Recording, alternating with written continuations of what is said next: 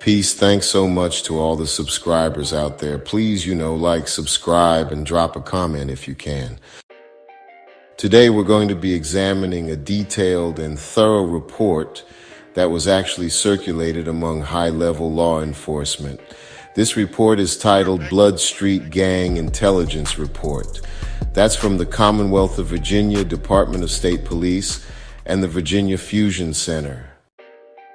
The report itself is a total of 27 pages, and it tries to shed some light on a really secretive organization. The report actually begins with a section on gang organization and structure, stating that the hierarchy within the gang structure can take several different forms, depending on whether the gang is affiliated with the West or East Coast. Sets have been known to adopt a paramilitary structure as well as a mafia-inspired hierarchy, so here are two examples of hierarchy that have been used. Alright, so let's break down the Southside Rim hierarchy. At the very top, you have the triple OG, followed by the OG, then the baby OG, then the OIG, then the young gangster, followed by the OBG, and finally, the baby gangster. Each of these ranks comes with its own responsibilities and, level of respect within the group. Now, moving on to the 9 Trey gangsters, there are 13 distinct ranks within their structure. At the highest level is the Godfather, then you have the big 020, followed by the low 020. After that, there's the 5-star general, 4-star general, 3-star general, 2-star general, and finally the 1-star general. Each of these titles represents a step down in the chain of command, and each comes with its own role and authority. So, starting with the 1-star general, it's important to know that gang sets can have even more organizational layers, like ministers, captains, and lieutenants. The person in charge is usually called the original gangster, or sometimes the Godfather. Now, while the set leader might communicate with other leaders, the lower level members or soldiers often don't know about other sets, what they're up to, or who's running them. Blood sets that have the same names as the bigger West Coast and East Coast Bloods might not actually be directly linked to those larger groups, but they usually know the history and rules. A lot of blood gangs operate as independent sets, even though, members might have friends or family in other areas. Plus, there's also the possibility that sets are connected through inmates in the prison system. Many small local gangs' ties to the larger blood sets may be, pretty tenuous at best. These smaller sets might mimic the culture of the Bloods in terms of colors, clothing, and tattoos. However, their membership and the scope of their criminal activity is, for the most part, primarily local. The report moves on to tattoos. It states that many gang members will have at least one gang-related tattoo or branding. The photo to the left represents a dog paw and is typically made using the heated barrel of a handgun. Dog paws are very common on Bloods members and are often burned into the right shoulder or upper arm area. Gang members may refer to the dog paws as triple O's, and actually, the marks might be present in graffiti as well. Conventional blood tattoos may include the word blood, the set name 5-pointed stars or crowns, the member's street name, weapons tear or blood drops, and pit bulls. So, the tattoo's craftsmanship can really range from, crude jail or homemade designs, all the way to intricate professional work. Tattoos and brands, especially those dog paws, might be given when someone's initiated into the gang, and they can also show the member's rank. When you encounter suspected gang members, it's important to document their tattoos, because they can reveal things like a member's set affiliation, their rank, involvement in criminal activity, and even how many years they've been part of the gang. Gang hand signs are used by members to greet each other, give silent warnings, and even intimidate people who aren't in the gang or their rivals. Some common blood signs include the letter B and the letters CK for Crip Killer. There are also hand signs like spelling out blood and the 5-pointed star. Each set might have its own unique hand signs too. Sets have actually been known to use signs that look a lot like American Sign Language, and they've come up with their own complex and unique signs to represent different words and phrases. The Bloods also use other nonverbal ways to communicate with each other, like the way they walk, stand, or gesture. There were even documents found by the Petersburg Police Department that showed a really complex set of body language used by a Blood set called Southside Brim. Common gestures like rubbing the ear, scratching the forehead, or even wiping a shoe could actually send a whole bunch of hidden messages to other members.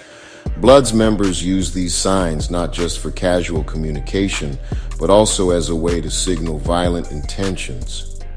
The signs we're talking about here are just examples from one set and might not be used by all Blood sets. The Bloods' use of coded language originally started as a way to keep correctional officers from understanding what inmates were saying, whether it was verbal or written. Now, these codes have made their way onto the streets to help gang members hide what they're saying from the police. Depending on the Blood set, gang members might use a whole variety of numbers, codes, and slang to communicate with each other.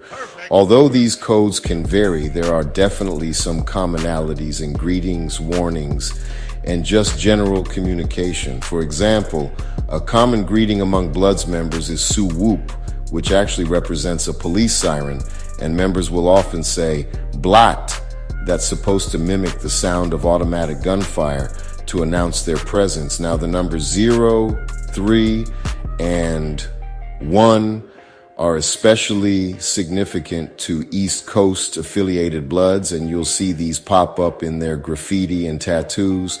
0 represents Bloods, 3 stands for the 31 rules they have to follow, and 1 represents the love for all Bloods under one umbrella.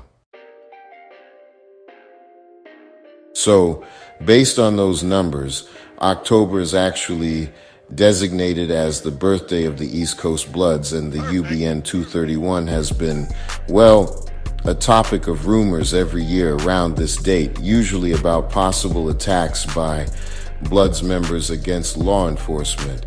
Blood members have also come up with acronyms for names and symbols they use, including BLOOD, which stands for Black Love Over Our Depression, RED, meaning respect every dog, and even the Swahili word for blood, damu, which they say means drama against men unified. The coded language used by the Bloods is often unique to each set and can really vary depending on the location. Bloods recruit pretty heavily from the African American youth population in impoverished areas, but gang membership from Caucasian and other ethnicities, as well as from folks in more financially stable environments, is not all that uncommon. The factors influencing Blood membership are pretty similar to other gangs. Things like joining for protection status, a sense of belonging, economics, and of course peer pressure.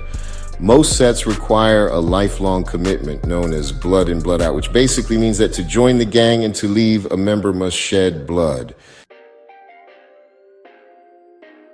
Bloods gang members have been known to routinely target law enforcement and criminal justice personnel for retaliation or as part of an initiation process.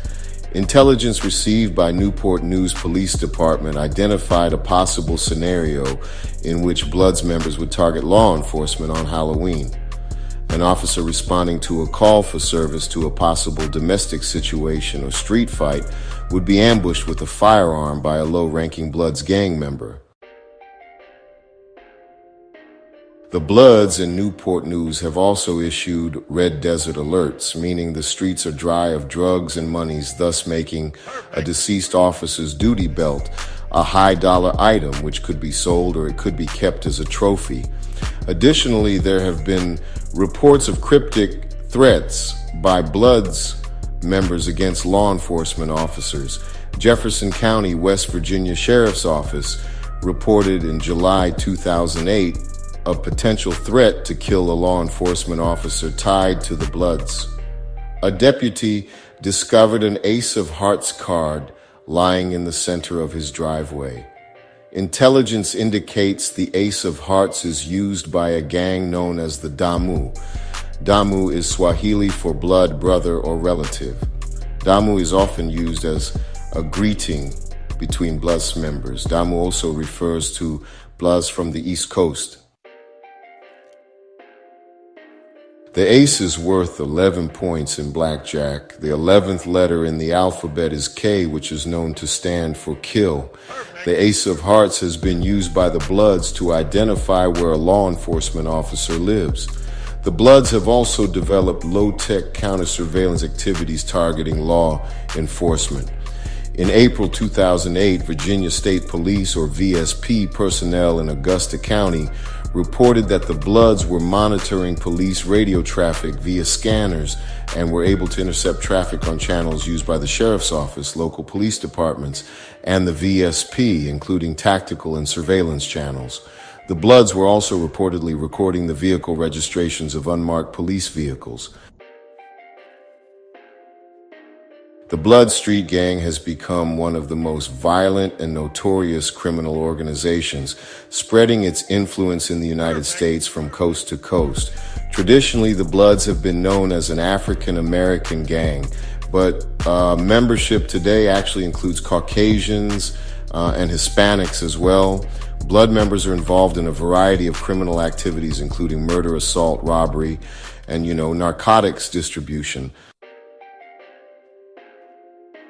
Nationally, gang membership in the Bloods has been estimated between 15,000 and 20,000 members. Blood sets range from highly organized and structured groups, kind of like the Italian mafia, to loosely organized cliques with, honestly, little discipline and loyalty. The Bloods have grown in popularity over the years, thanks in part to the proliferation of music, movies, and television shows that glorify the so-called gangster lifestyle, as well as social networking sites and the vast amount of information on the gang available on the internet. Current intelligence gathered by the Virginia Fusion Center and other law enforcement agencies indicates the Bloods are a significant criminal threat to the Commonwealth and will continue to grow in numbers and operational scope. That was just a portion of the Blood Street Gang Intelligence Report, Commonwealth of Virginia, Department of State Police, Virginia Fusion Center, November 2008.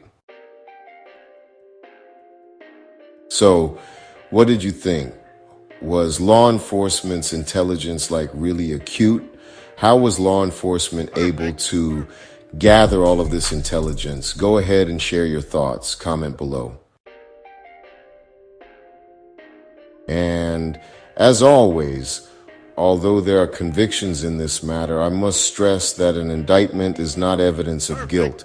Charges are only allegations, and each defendant is presumed innocent unless and until proven guilty beyond a reasonable doubt. Thank you for watching. Please subscribe. Blessings. Luke chapter 17, verses 3 through 4.